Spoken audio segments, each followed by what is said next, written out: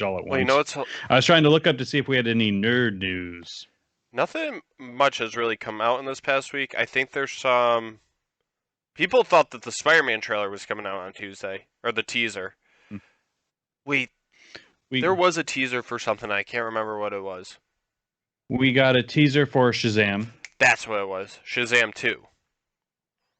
You watched the first Shazam? I did not see it. I heard people either like I read a review online on a YouTube video that he liked it. so one thing is it's completely different from the rest of the DC movies because it's lighter tone and it's like comedy focused. Right. It was the first one that was kind of funny. So I saw like a lot of people like really liked it, but then like the few people that disliked it just didn't like it at all.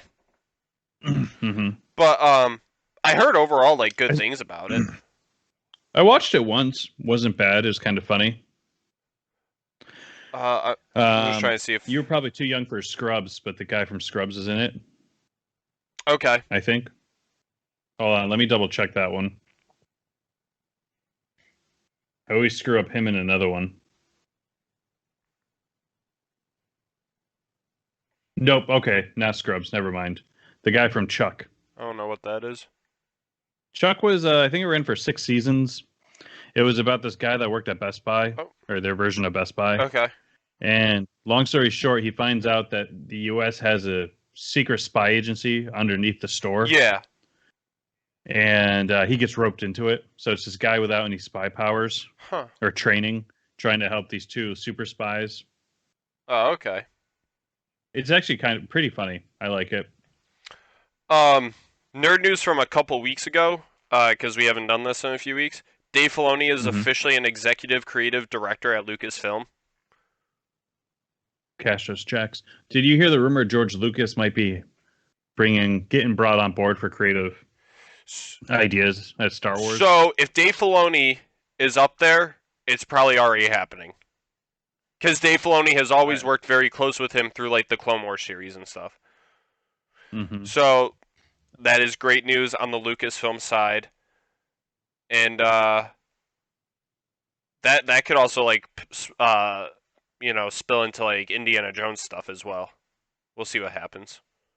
It's so They crazy to signed me. Harrison Ford to a 10-year deal. It's so crazy to me. We have this huge thing, Lucasfilm, but it's pretty much just Star Wars. Well, I think at one point they were really trying to branch out because they had. Trying to think of some of the other movies they did. American Graffiti outside of is Star underneath Lucasfilm, I think. Lucasfilm. Yeah. There was some sort of Val Kilmer fantasy elf movie. What?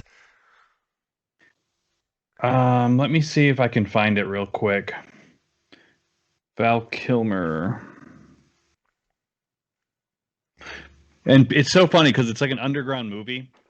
It's a cult classic that people love, so people are probably yelling right now. Yeah. All three people that listen. It's called Willow. Wait. Did they have anything to do with what is that movie? Howard Duck? Yep. Okay. Howard the Duck, which if you think was one of the first Marvel movies. Yeah. And technically speaking, Lucasfilm does like all of the special effects for the Marvel movies right now. Do they? Yeah. Didn't know that. Well, it's because they have the best special effects like team and stuff. Mm-hmm. Like you have to think like Star Wars was the originals, like that was just mind blowing the technology they had. Oh well, they have like a 20-year head start on everyone, Yeah. so that only makes. And then you had to think the CGI they were doing back on the prequels, that was groundbreaking too.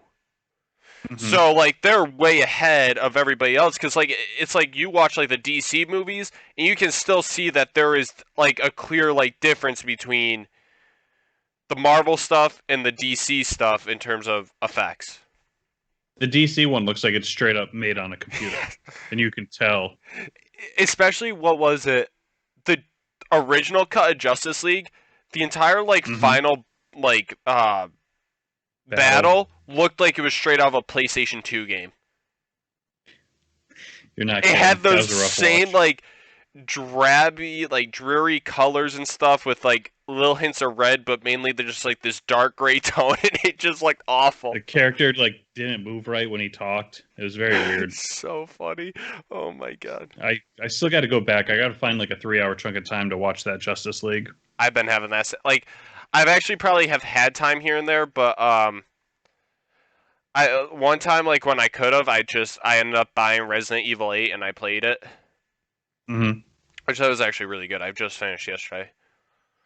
I just started the Bad Batch, Oh, you did? and I didn't realize the first episode was like an hour and 10 minutes long. Really? So I think it's only like 8 episodes, but it's like when you think about it, that's 3 episodes together. Yeah, yeah. So you actually get 11, but it was a good chunk of time. It's really good. It's just trying to find time for this stuff. Yeah.